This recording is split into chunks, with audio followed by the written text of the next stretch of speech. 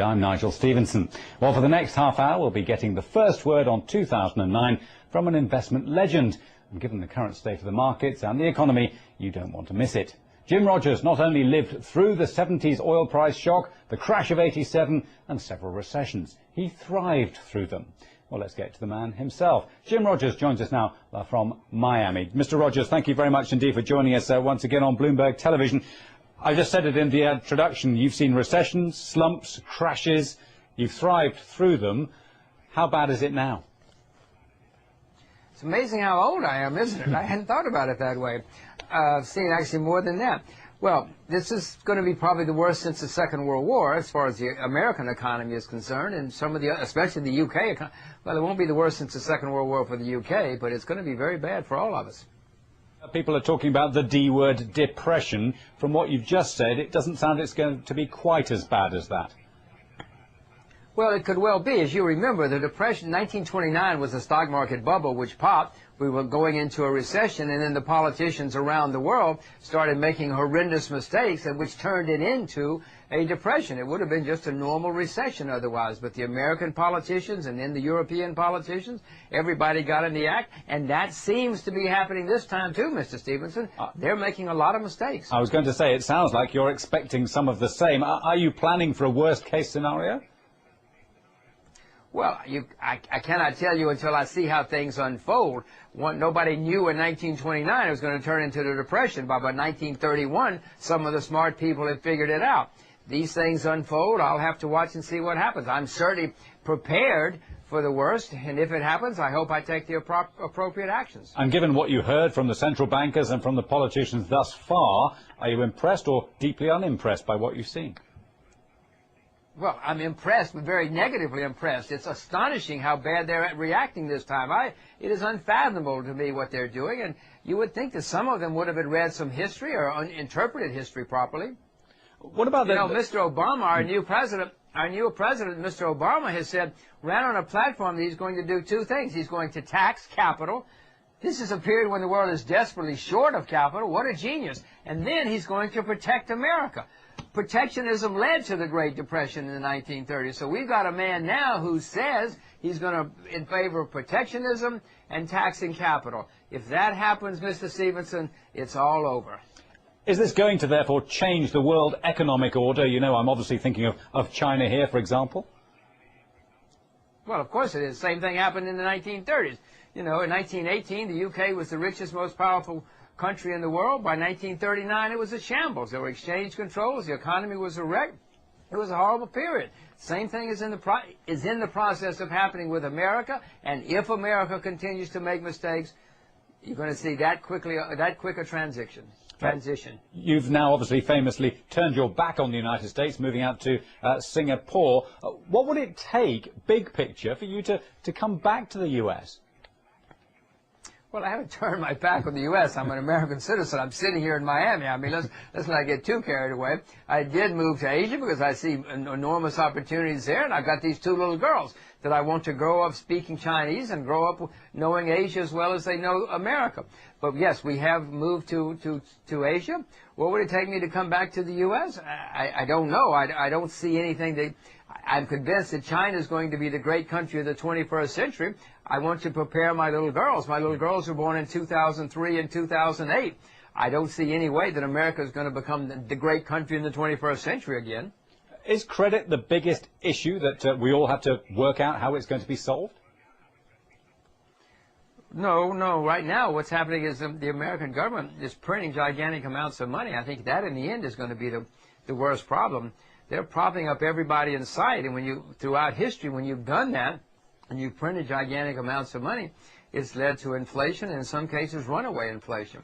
I think in the end, the credit problem is not going to be the serious problem. It's too bad that the American government would not let people fail. The big problem is, A, they haven't let people fail, and B, they're printing money to try to solve the problems. Rogers International Commodity Index has plummeted more than 50% since July. So are you still keeping faith with the commodities generally?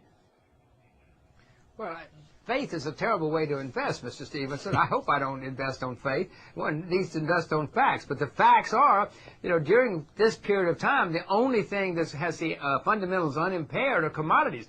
Farmers cannot even get loans for fertilizer now. Nobody can get a loan to open a zinc mine. The supply of everything is going to be even worse shape coming out of this.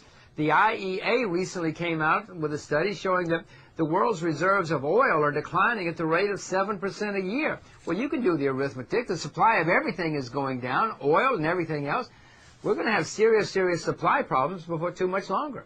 And do you see also with the miners cutting production across the globe, or at least apparently doing so, similarities with what we saw in the build-up to, say, 2002, where we embarked upon this amazing bull run in all of the commodities? Do you see that happening again in a couple of years' time, once we've got through this particular recession, depression, whatever you call it? Yeah, that's what I'm trying to explain. Yes, the fundamentals for General Motors are impaired. The fundamentals for Bank of America are impaired. The fundamentals for zinc are improved. The fundamentals for cotton are improved. No, the commodities will be the place to be if and when we come out of it, but even if we don't come out of it. In the 1970s, the economies were bad, but commodities went through the roof. In the 1930s, in the Great Depression, commodities were a much better place to be than stocks because there was no supply. And this is going to continue. Let's talk about the precious metals to start with then. And gold and silver. Gold has come a long way off since you correctly said it would go through $1,000. Do you just buy now and say, well, we'll sit on that for a given time? Well, Mr. Stevenson, I own some gold, and if gold goes, just to show you, I own some gold. If gold goes down, I'll buy some more. If gold goes up, I'll buy some more. No, gold during the course of the bull market, which has several more years to go, will go much higher. I think I'll make more money perhaps in agriculture for a while, but I own some gold. All right. What about platinum, for example? Again, you talk about the motor industry. Catalytic converter is clearly a huge essential part of that. But platinum, does that have a different trajectory, for example? Well, it's more industrial and is certainly more tied to the automobile industry. I'm not buying it. I don't have any platinum in my pocket to show you, but I do own some platinum in my index, but I'm not buying platinum at the moment. No. What about when and if it's time to buy automobiles again, platinum will be a spectacular play. Again, because of the shortage, I assume. The shortages, and then the demand will suddenly come racing back, and there won't be any inventories. This is the way economies have always evolved. How do you then differentiate between the likes of the industrial metals, the nickel, copper, lead, tin, zinc, aluminium? They're all down massively since July, but at what stage, what are the equations you're running to see where the opportunities to buy are? Well, listen, I'm the world's worst market timer. I'm the worst trader in the whole world, so don't ask me for the timing of any of this. But we do know that people are closing mines. We do know that the cost of the zinc, for instance, is below the cost of production now. Now, things can stay below the cost of production for a while, because often it costs more to close a mine than to keep it running at a loss. So, but eventually, you will have less supply of everything, and you're certainly not going to have any new mines opened in the next several years, because the economics of opening a mine are out the window now, and it takes 10 years to bring a mine on stream. So the reserves are going down, the supply is going down, and you're not going to have any new mines coming on stream. Have you sold any of your metals in the last 6 months or so? No, I haven't sold any commodities since the bull market began. I'm not very good at that. What I try to do is I was short Fannie Mae, I was short Citibank, still am short the investment banks.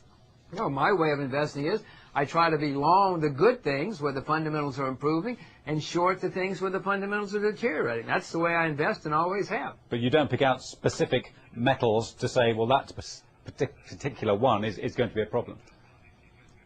No, not right now, because my lawyer won't let me buy individual commodities because, I'm always talking about them, so I buy my indexes. Right. So what are the best way to get exposure? Is this through the ETFs? Is that the best way of getting it through, or on the spot market? What are the methods here? Well, it depends on one's knowledge. If one knows a great deal about zinc or lead, then perhaps you could buy zinc or lead. But for most people, you should buy an ETF or an ETN, because those are the best. Buying an index for most people is the best way to invest in anything, commodities, stocks, or anything else. So how long do you typically hold on to them then? It sounds to me like you've had whatever you've had, you've never sold, so you just keep quietly amassing? Yes, that's the best way. That's the way I invest. I like to own things forever. The best way for me to invest, I have things I've owned for 30 years. I hope I own them another 30 years. I hope the fundamentals continue to be good. Commodities I've only owned for about 10 years. I continue to amass them. When the market collapsed in October, I covered my shorts, many of my shorts in the U.S. in stocks, and the things I started buying were commodities, China, Taiwan, and the yen. And have you been buying specific metals or specific industrial side of things, given what's happening in China, for example? No, only my index. I bought the metals, the Rogers Metals Index. I did buy some gold coins. I do have gold coins, yes. What about oil then? Where does that fit into the picture from your point of view?